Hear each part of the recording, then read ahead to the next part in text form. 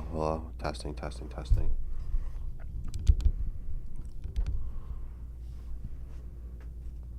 See how we sound quickly. It's the only part I don't like about going live is you gotta fucking. Ooh. I forgot we're live. Gotta freaking test it.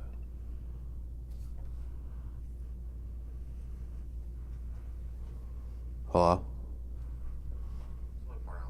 Oh, there we go. All right, we're good. All right. Welcome back to a brand new episode of the AM CMSV Show. It's episode 5. Even though I had in my notes it was episode 6. Episode 5. I had to recount. We're back. Spring break in the books. As always, joined by my man Matty Ice, Matt Pincus, whatever we call you nowadays. I think I've landed on Matt. It's just the way to go. Week away. I guess before we even get into it, how was spring break? It was fun. Definitely being on campus, enjoying the week off from school. Not having anything to worry about. That was great. But yeah, what is campus life during spring break? Like, obviously, I would say like probably like 80% of the people go home if you're not an athlete. Oh, probably even more than that. Usually, like my freshman year was really the only spring break that we actually had. I just remember waking up in the morning, going to the caf. There was like no one but my teammates in there. This year, I would get up at like 10 o'clock, go to the caf. Practice didn't start till 4, so I was just getting up early. There's like probably like 20 people in the caf. I'm like, what are you guys doing? Why are you guys still here? Yeah. Go home, enjoy your family, enjoy the downtime. I would expect only athletes to be there because, we have to, but I don't know. Some people wanted to stay for the caf food, I guess, which is definitely an interesting take. Caf food.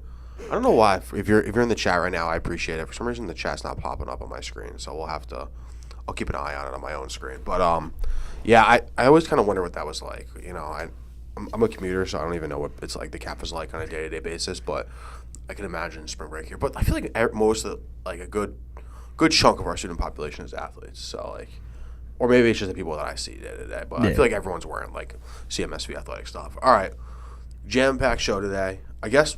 Before we even move on to this week, I want to talk about a little bit of our last episode. Obviously, huge shout out to Dan for coming on. We were talking about a lot of what we talked about was the MLB Lockout and how we had no hope for the season, but there was just a little bit of hope. Like we said, we were on lockout ending watch, Dan and I, the entire time, and then literally I would say probably like about an hour after we were done recorded, the lockout's over. Just like, well, of course, one of those freak things. So we're going to have Dan back in here to do a little Yankees preview. Maybe, yeah. Opening day is April 7th, so I don't know what. Sorry, just messing with the mic, typical day in the office stuff. So I don't know if we're going to get him in before opening day, but we'll definitely get like a first week recap. But yeah, I mean, listen, selfishly, I tweeted at him. I was like, damn, like, of course this happens right after we're done recording, and get a little follow back. And so, nice little blue check mark to add to the following list on Twitter. Well, can't hate that.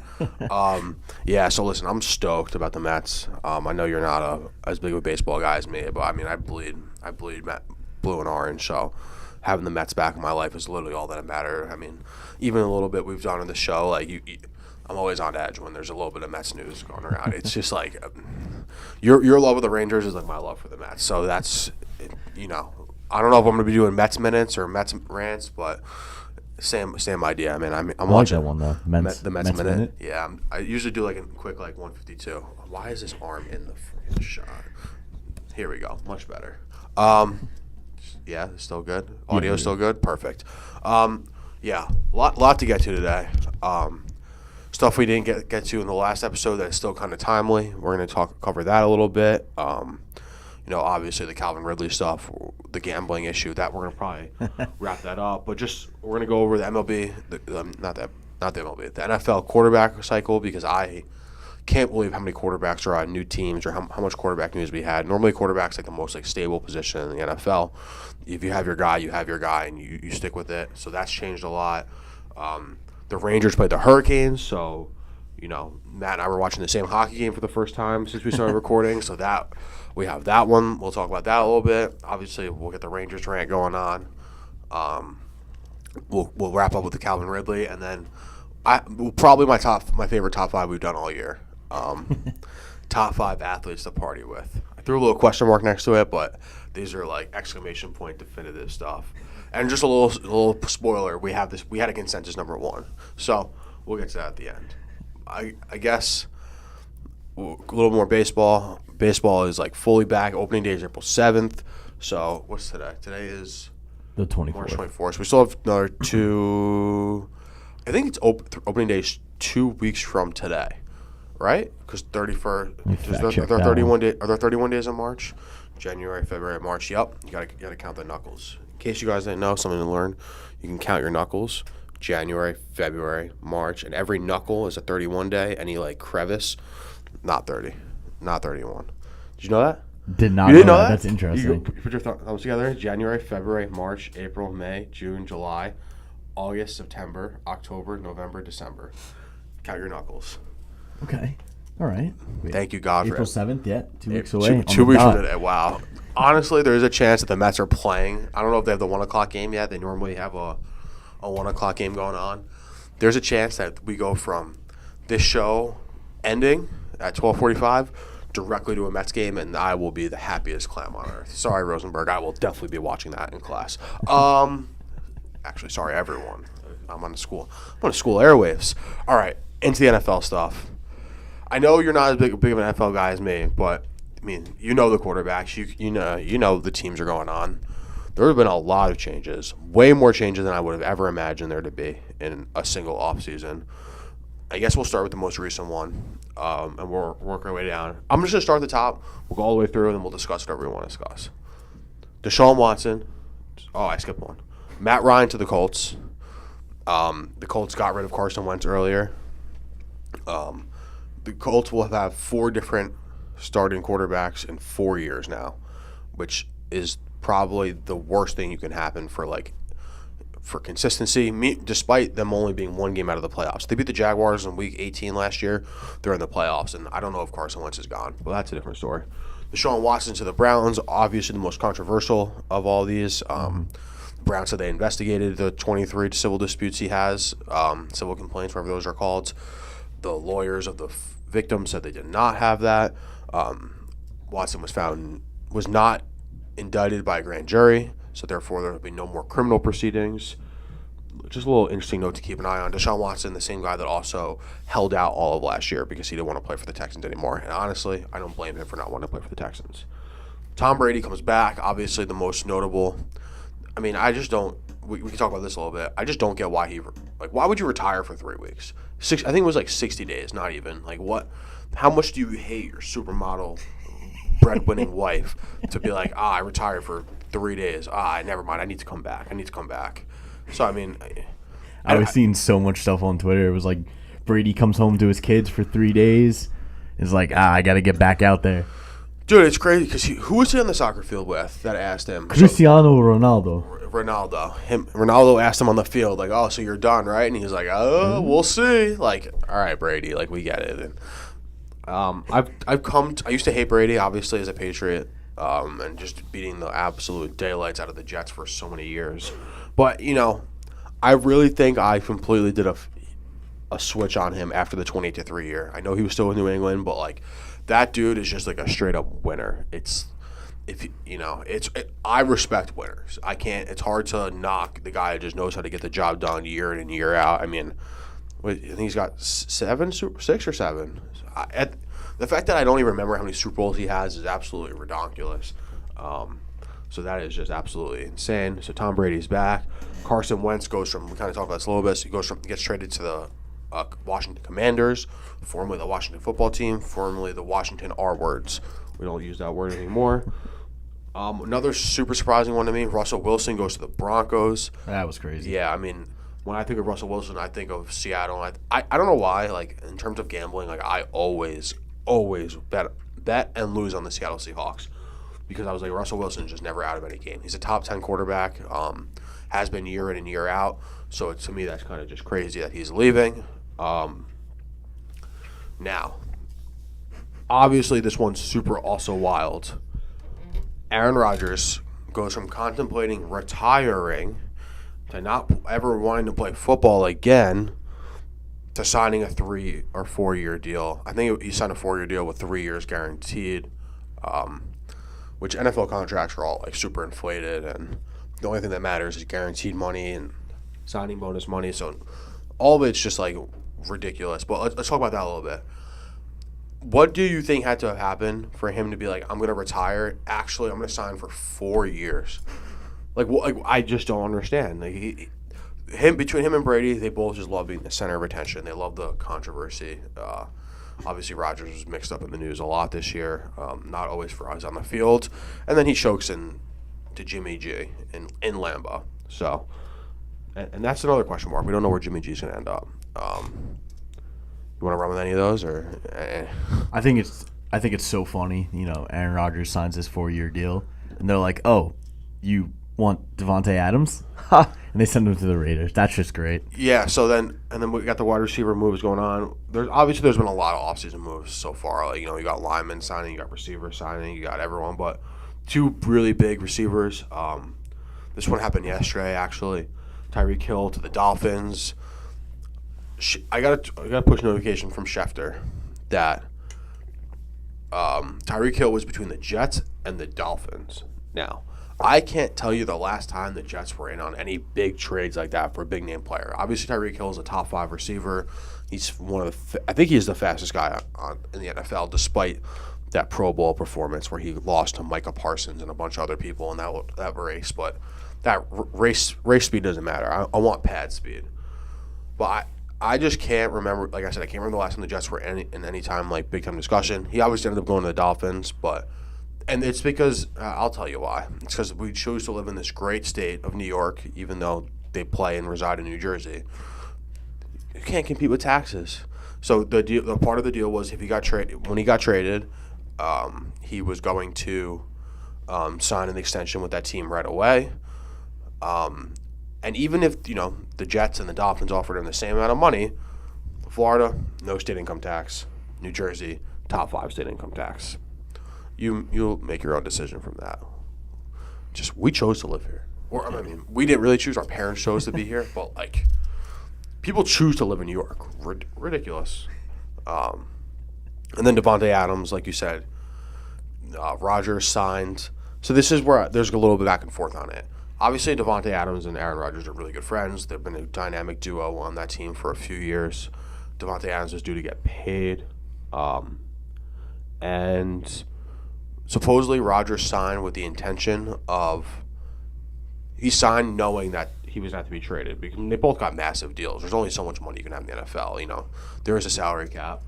Unlike the MLB, teams use the salary cap and don't cry about it. So, or unlike the MLB. And then – yeah, I mean, so it's been an absolutely insane NFL offseason. I think that NFL will always be king. The Brady news came out on Selection Sunday, which is March Madness. Did you watch March Madness? I've been hearing a lot about it. But you'll watch like a few games, but you're not. Did you do a bracket this year? No. I was trying to do a bracket. But, you know, sometimes you log into ESPN. You know, I just did, like, fantasy earlier this year, so I know I have an account. And it's like, oh, you, like, sign in.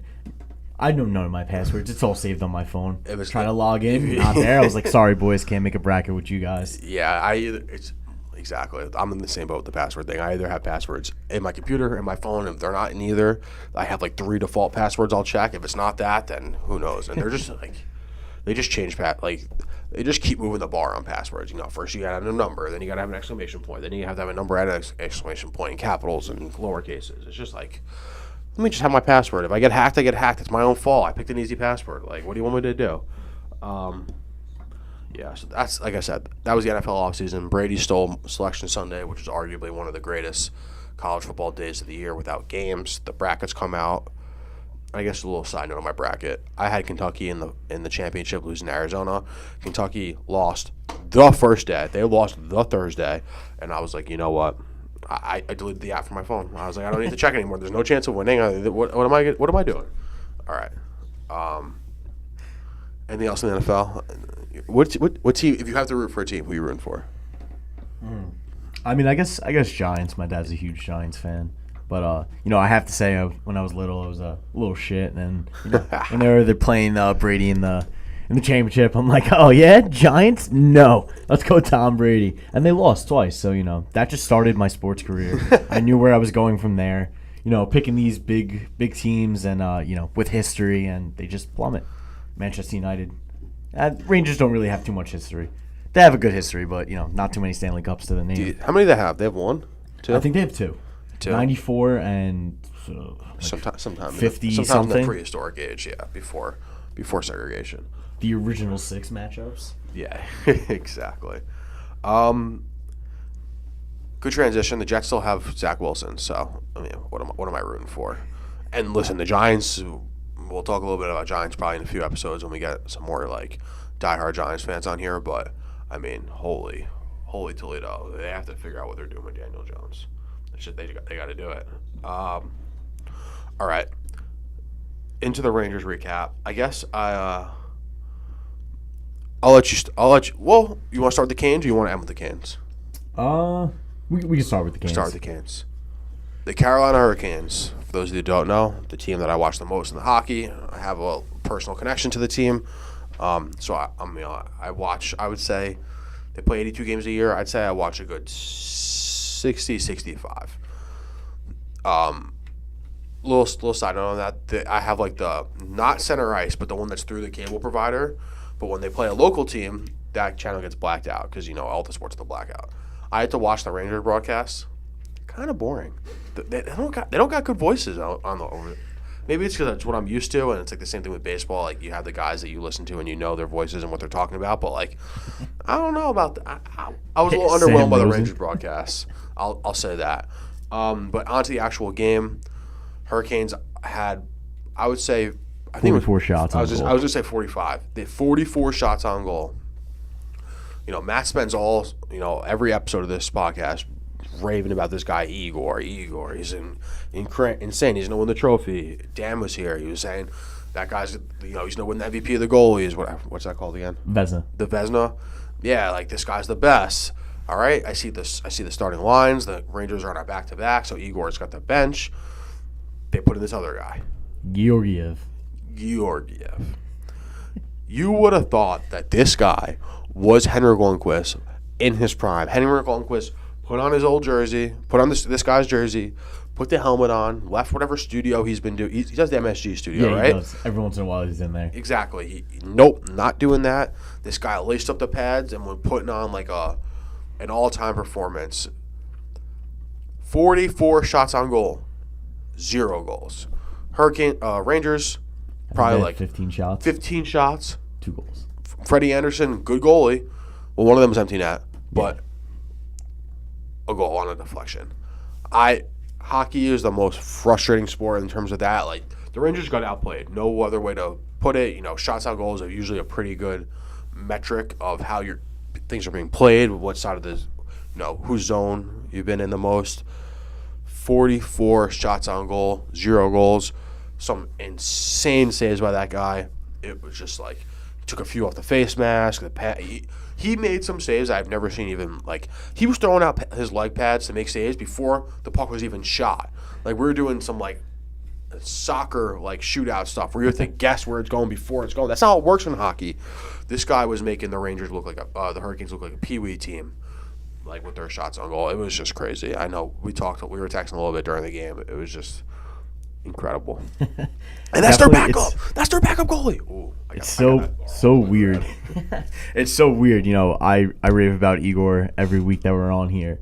And the best goaltending performance of the Rangers this season is by our backup, who usually can't stop a beach ball. So, big ups to Georgiev playing his mind out. This is not against any random team. This is the Hurricanes of 2022. No doubt a top 5 team in the NHL. Exactly. No doubt. They have so many pieces all over the place. Freddie Anderson in net. I loved him when he was in Toronto. Didn't even know how he got to Carolina. Watching a game one season, I'm like, is that Freddie Anderson in net for Carolina? Yeah, it is. He's insane. He's also probably, I would say, top 7 goalie in the league. Oh yeah, better than top 10. But he's been playing out of his mind, and it's just like Yeah, it's just crazy. I don't even know. I'm not even putting words in the microphone right now. It was just an unbelievable performance. Such a frustrating game to watch from a Carolina perspective. And I'm sure even as a Rangers perspective, like, yeah, this team can only get 15 shots on goal. Like, you know, it was D'Angelo's first game back from injury. He missed basically, like, I think 5 or 6 weeks. It's only like 10 or 12 games, but it's still a lot in the NHL. And so he was back, but like the Hurricanes defense is so good. It's just like, and you saw with the shots on goal. But I mean, Kreider got his 41st. That dude's insane. He's having the best season of his life. Oh yeah, 100%. There's no way he's getting this scoring record at like, I want to say it was like December or something. Is this a contract year for him or no? I don't think so. I'm pretty sure we just signed him a couple years ago at the deadline. Kreider was looking to be moved.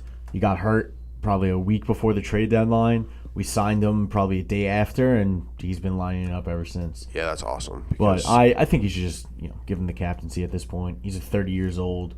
Give him 2-3 more seasons as captain. Maybe Adam Fox steps up a little bit. The guy's insane already, but more into a leadership role and give the C, pass it on to him. But this guy Kreider, I've been watching him since I think 2012 or 13. He's been around forever, man. Oh, he was a rookie for like 3 years because he played in the playoffs, got hurt the next season, played in the playoffs again, and then that third season was his rookie campaign.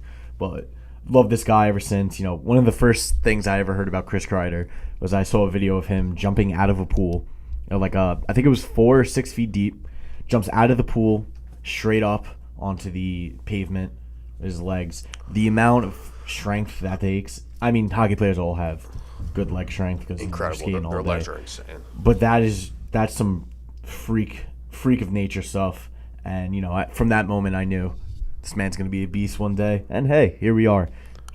Has he been in the NHL 10 years already? I feel like I remember him coming up because back when he was on the team, like they first started coming up, I was a Ranger fan for a hot minute. Listen, that I went to a playoff game, Flyers Rangers in the Garden. I forgot what year it was. Probably 2013, maybe 14. I don't remember, but that was where I found like my true love for playoff hockey. That's incredible. Like it gets so intense. Like everything just goes up a notch. And in hockey, it's so hard to do. Also, NHL debut January 19, 2013 against the Bruins. Man's been in the league 9 years. Finally is hitting his stride, 41 goals in the league, which is just incredible. Keeping pace with the Ovechkins, Matthews, and Draisaitl's of the league is just something I would have just never predicted out of Chris Kreider this season. Who's leading? McDavid? No. I think it's Matthews right now. Oh, yeah, it is Matthews. Yep, it goes Matthews, Kreider, and then Ovi, I think. Or Draisaitl. I don't know. They were talking about it on the broadcast. They were slobbering him a little bit, but I guess that's to be we said. got Matthews with 46. Just just incredible. Draisaitl 42, Kreider 42, Ovechkin 40, Kyle Connor 39.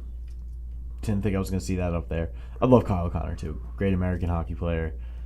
Gonna help out the Americans next time. Maybe next time we play at the Olympics or something. Gary Bettman, just get it together. But I don't know how much that's.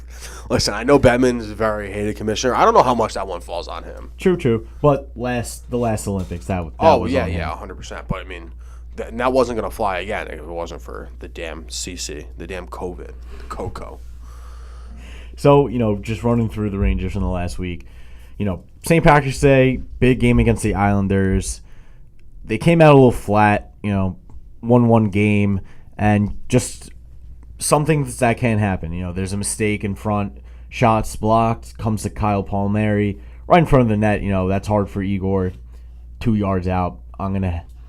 Even though it's Igor, I'm gonna pick the shooter on that most of the time. Then we go on a little bit of a road trip. 2 games against 2 of the best teams in the NHL. The Lightning came out with a 2-1 win. Hurricanes, like we were saying, 2-0 win. And I was riding the high. I thought this team was going to really turn it up now, get out to the end of the season, really finish strong. And then we play the New Jersey Devils. Hop out to a 2-0 lead in the first period. Look like they're going to cruise through the rest of the game. Adam Fox rolls off of a face-off. I think Kreider passes him out. absolute snipe top left corner. It looks so effortless. That's the kind of thing that Adam Fox does. He makes insane plays look so effortless, and he's not even that excited after he scores. He's just like, oh, whatever, it happens. And then an absolute collapse in the second period. They scored 5 goals with a 6th being called off. You just can't have that. Igor looked amazing in the first period. Second period, I don't know. His save percentage is shot now. These last 2 games not last 2, but he's got pulled twice in probably the last 5 or 6 games. So that's definitely not going to... That's not what you want to see going towards the end of the season. So, we got the Penguins tomorrow, 7 p.m. Huge game. The Penguins are sitting, I think, 2 points ahead of us right now. So the kid's still playing? That guy is incredible. And it was absolutely crazy trade deadline. Shout out to Chris Drury. Made some good moves that will benefit the team in every facet. You got 2 forwards and a defenseman. They also made a little deal, Anthony Botetto for Nick Merkley. Nick Merkley was a top 20 draft pick a couple years ago. Never really found his feet in San Jose. Is playing in the AHL, but because the Rangers have the best prospect development in the show, we'll see something out of them. Where's their minor league team? Hartford Wolfpack. Yeah, and the NHL really did some. I mean, listen, I'm glad that NHL left the Hartford because they got the Hurricanes, but Hartford needs some hockey. So I'm glad the Rangers are there. What else happened? I mean, Andrew Kopp, Justin Braun, Tyler Mott, all 3 great additions. Love this kid Kopp. Think we kind of overpaid for him. That was the only trade that, I still like it, but I think it was a little bit of an overpayment. Braun we got for a 4th, Tyler Mott for a 4th, and Kopp we give up a second-round pick, a conditional first-round pick, Morgan Barron, which I'm very sad to see him leave. I would have rather Cheadle got shipped off. But, if he wasn't going to play in the Rangers organization, he's a good player. I like the kid. Let him go somewhere else. He's going out to Winnipeg now. Interesting city. The only NHL team without an airport in their city, which is kind of crazy, That's just weird. Really? Yeah, the only team in the NHL doesn't have an What's the airport closest airport? God, who would want to probably like an hour out. Who would want to play from Winnipeg then? Like every flight you got to go on, you got to take an hour bus. Like, I mean, who would want to play for Winnipeg anyway? Listen, you don't have a choice sometimes. Like, you get drafted these places, and they're gonna throw you the bag. They got to throw you the bag, but you're just pulling Adam Fox though. Sore subject. I'm glad I wasn't watching the Hurricanes broadcast for that because, first of all, the Hurricanes are literally Rangers, like Rangers South. It's all like the former Rangers, and then you got Fox, obviously from Carolina too. Rangers. So there was definitely going to be a lot of Adam Fox discussion on the airwaves. So just to wrap off the Rangers rant real quick, just looking at the playoff picture, Rangers sitting 3rd in the Metro right now, 85 points. Penguins have a game in hand, 3 points ahead of us. Canes have 2 games in hand on Penguins and are 2 points ahead of them. Carolina definitely, has that first spot. The Rangers can jump the Penguins. Not that it's going to matter anything. We're still going to play the Penguins in the playoffs. But, home ice does matter. Mm-hmm. Get the college, not the college, Jesus. Get the Garden rocking. It's crazy, The only team that I'm looking at right now that I'd want to play in the playoffs in the East, maybe the Bruins. They're definitely going to get in. But the Capitals, with all the moves that have been going on. And if you would have said that any other time, like, oh yeah, I want to play the Capitals. I want to see Alex Ovechkin. Yeah, I want to see Alex Ovechkin in the playoffs. You'd be out of your mind. I'd laugh at you. But at this rate, it's hard to disagree. East teams have been stacking up, at the trade deadline. Carolina made a great move for Max Domi. Didn't have to give up they gave up a prospect player who's going to be a good player, but, having another playmaker on that team with some of the players, Sebastian Aho, Svechnikov, it's just going to be insane. They already have a stacked defense, and now they're just adding another piece in there. The Pens, Rickard Rakell, that's one that I would like to see the Rangers to trade for, but I'm still happy with the Kopp, Braun, and Mott trades. And then, biggest one, Claude Giroux, Philadelphia captain, just scored his 900th point. He was about to hit 1,000 games with the Flyers, off to Florida. Another guy going off to Florida, state income tax. Lucky him. But, the Panthers also have a great team. I'm looking forward to a all Florida matchup, Tampa Bay and the Panthers again this year. That was my favorite series last year by far, and it's going to be even better now. Tampa Bay made a fishy trade in my mind, but fishy. You got Kucherov, Stamkos, Braden Point, Hedman, Vasilevsky. Nothing's going to be more fishy than what they did last year with that. Just a quick like little refresher for those who don't know. If you're hurt in the NHL, your salary doesn't count. They activated Kucherov. Kucherov, yeah, long-term IR. They activated him the day before the playoffs started. Arguably got one of the best players in the NHL on their team, ready to make a run. Crazy. Tom Brady turned them into the City of Champions.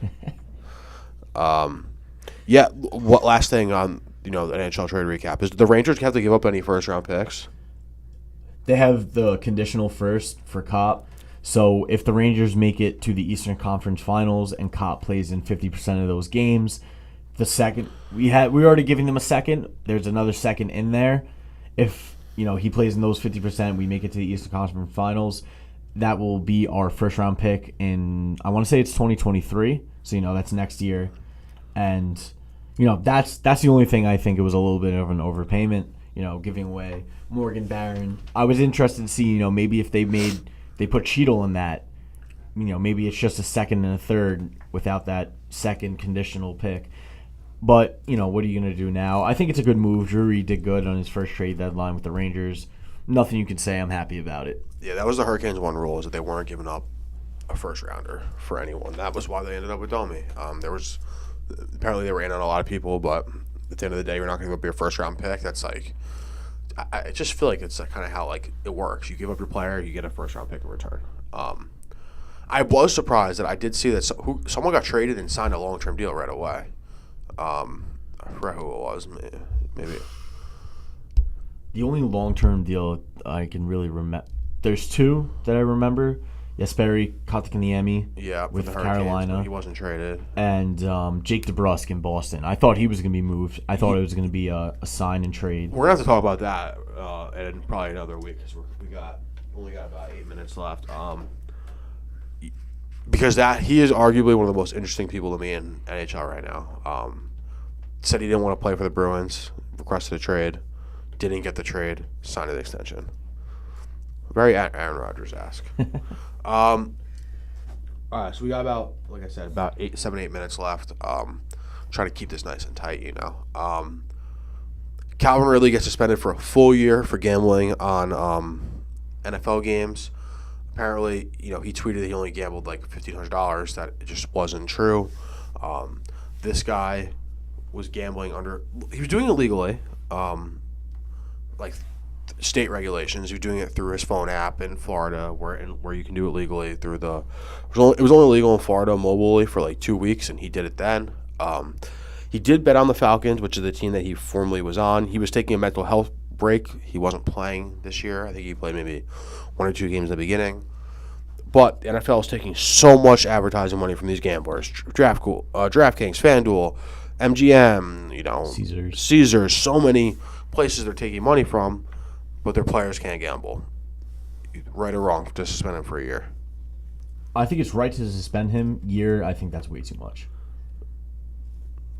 Yeah, I guess it's kind of more about sending a message, but there is a little bit of hypocrisy. Wow, we're taking all this money from these gambling people. The reason why our TV ratings are so high year in, year out is because of gambling. It's no secret that NFL is king because of the gambling, this point spread, and everyone watching for that. You got the Super Bowl boxes. There's ad placements everywhere. You got literally right after the Meadowlands is FanDuel Sportsbook FanDuel. Absolutely. I'm sure there'll be some case studies on this down the road, a few years. And listen, there's just no way he's the only one that's doing it. 100%. No shot. When that happens, the ones that are doing it illegally through bookies, that's when you get the issues, but Lord knows. Just an interesting little discussion on it. All right. Now, the moment you've all been waiting for, the signature AM CMSV segment, our top fives. top 5 athletes to party with. I was going to phrase this dead or alive, but we picked all people that are alive, so it's just easy to do. Not all of them are active players. Some of them retired a while ago. Some of them never really made it in the NFL or whatever sport they're playing. It's NFL. We're going to start at number 5 and work our way up. I did 1, 3, and 5, even though 1 was a consensus number 1. Number 5, the guy, Money Manziel. Johnny Football, just like one of the all-time college football legends. Beat Alabama. Obviously had the insane celebration with the money. Dude just was addicted to partying. Was lying about where he was. He was partying in disguise when he was with the Browns, trying to figure out, when he wasn't supposed to be going out. I was hesitant to put this one on there because I feel like he's borderline. He's got a little bit of a problem, and then that becomes like no fun to party with someone who has a problem. But listen, Johnny Manziel, the king of College Station down in A&M, obviously fluked out hard in the NFL, but not everyone can make it in the NFL. He got paid, he got some money. I think he plays for the Fan Control Football League now, which is like the Bobmentary like Twitch thing. Not a fan of that, but that's a different story. Johnny Manziel, number 5. So coming in at number 4, just a little emergence over the last couple of years. My man, Joe Burrow. It's just seeing so many pictures of this guy, just like from over the years, from when he played at LSU. Where was it? Ohio State before that. Ohio State before that. Yep. Just like seeing some pictures of this guy, the legendary picture right after he wins the college football championship. Is that what it's called? Yeah, they won the college football championship. Yes, puffing on that fat cigar, fat stogie. And listen, like he's just one of those people. There's no like explicit videos of him partying, him being in the club, like nothing that like stands out to me. But just like watching that guy like dance in the locker room with a fat cigar in his hand, him and Jamar Chase, like not only is that guy just a straight winner, just like he just seems like a good time to be around. He's a little bit older, a little bit mature. He's only a second year in the NFL, but he's a little bit older than most. But that guy just knows how to do it right, man. Yeah, he was going to be my pick too. Number 3 for me. This is a little bit of like a retro pick. I wasn't obviously alive to witness the '86 Mets, but man, have I heard stories about them. Keith Hernandez, not in the Hall of Fame because of his alleged use of cocaine. That'll probably get fixed by the Veterans Committee. But I mean, listen, those teams party. They were drinking a lot of beers in the locker room. They were on planes. You got Strawberry, you got Doc Gooden, you got a lot of people. I mean, that had like some people that had like serious issues from it. But I mean, it was a good time. 86. Listen, there was so much they could get away with back in the day. No social media, no phones, no cameras everywhere. Listen, those boys knew how to party. And the best part about it was that they won. No, that was the last World Series the Mets won. But yeah, I mean, those teams that's a group I want to party with. So coming in at number 2, Alex Ovechkin. Absolutely the grade crazy. A. He's definitely, in my mind, the best goal scorer the NHL has ever seen. Respect to the great one, Wayne Gretzky. More of an assist guy. It's so crazy. Take off you take off all of Gretzky's goals, still has the most points in the NHL of all time. But going back to Alex Ovechkin, seeing after he won the Cup with the Capitals 2018 against the Vegas Golden Knights, which was an absolutely insane run for them. But, watching him party, all these videos, his speeches after he won they were just all hilarious. You can tell he was having a great time, and he finally got over the hump. That was a big deal for them. And yeah, those guys partied hard. He's such a legend, and like he's got a thick accent when he's not drunk. Imagine hearing him when he's slurring. Exactly, like him giving a speech in D.C. like we won, except like in the most Russian way possible. Yeah, that's a good one. And then real quick before the number 1, just want to throw in some honorable mentions. Sure. Another one, Tom Brady. It's just after you win a championship, it's usually a good time. But, there's some players that took it to the extremes. Joe Burrow, it's just a legendary picture. I will just always remember that. But Tom Brady, on that boat party out there in Tampa was absolutely wasted, at the Heat on you all day long, slugging beers all day long. There's only so much your body can take, even the great one, Tom Brady. But that was a hilarious time. Also, I got Neymar from PSG, soccer player. I've been hearing a little bit of rumors over the past couple of weeks that he's done with PSG, doesn't want to play there anymore. He's showing up to training drunk every day. And he's a very feel-good kind of personality, his Instagram, everything, he's Twitch. Electric. He's a great player. It's fallen off since his Barcelona days. But, those Brazilians, they know how to party. Another one, Ronaldinho. I've heard so many stories about him in Barcelona in his prime, going out to party every night, and then, coming in on Sundays and just smacking a team around 3-0, scoring 3 goals. He was just another insane one, but these are all just great options. Couldn't find them in the top 5, but just give an honorable mention. Number 1, when we talked about this list, we both texted each other at the same time. It is the man. It is Rob Gronkowski. Even though it doesn't seem like he parties as hard these last few years, when this guy was in his peak, he had the Gronk boat cruises.